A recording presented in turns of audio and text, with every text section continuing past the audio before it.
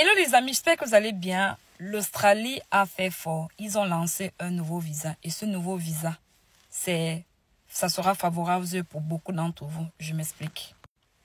Le 7 décembre 2024, l'Australie a mis sur pied un nouveau visa qui vise à faire venir, à cibler les emplois où la main-d'œuvre est en pénurie. Donc, c'est entré en vigueur depuis le 7 décembre.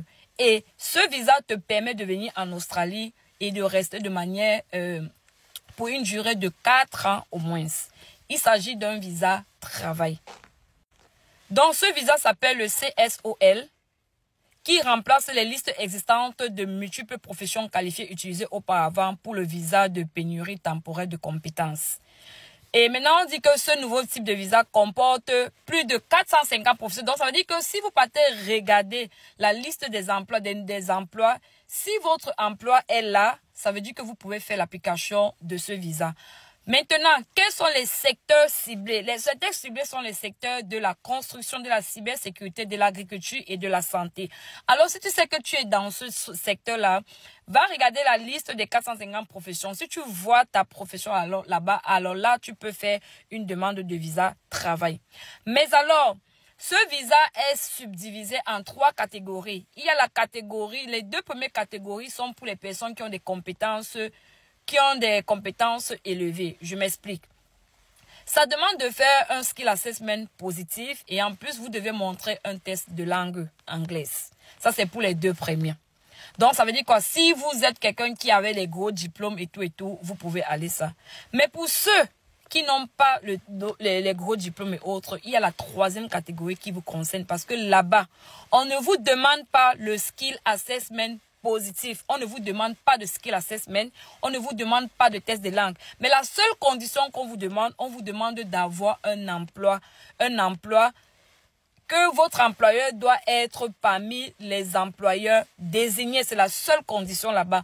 Donc, ça veut dire quoi? Ça veut dire que si vous voulez aller en Australie et que votre profession concerne la liste des professions partagées, alors là, il vous suffit juste de faire une recherche d'emploi sur la liste des professions,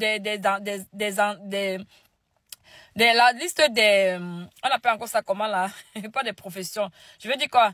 Des employeurs. Voilà, il y a une liste des employeurs désignés. Il faudrait que votre employeur soit un employeur désigné. Alors là, vous faites uniquement votre demande de visa. Et ce visa coûte 3100 quelque chose de dollars. Plus de 3000 quelque chose de dollars. Donc, voilà.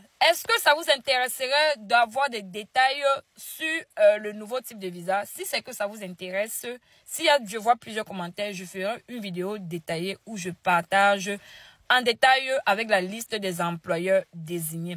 Alors, n'oublie pas de me dire en commentaire si ça t'intéresse de savoir. Donc, vous voyez que vous pouvez désormais aller en Australie sans toutefois faire un test de langue et un skill assessment positif. Donc, sur ce, on se dit à bientôt.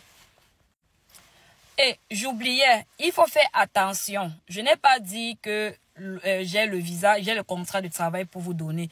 Et malheur à ceux que les faux comptes vont contacter et dire qu'ils ont le contrat de travail. Ça veut dire que soyez vigilants à tous ceux qui vont vous promettre le contrat de travail pour l'Australie. Je n'ai jamais dit que écrivez-moi parce que j'ai le contrat de travail à vous donner. Donc, je préfère faire cette clarification pour que si quelqu'un vous écrit, eBay vous dit que j'ai le contrat de travail, que il y a le contrat de travail, sachez que la personne est un faux compte. Donc, bloquez directement ce profil. À bon attendeur, salut.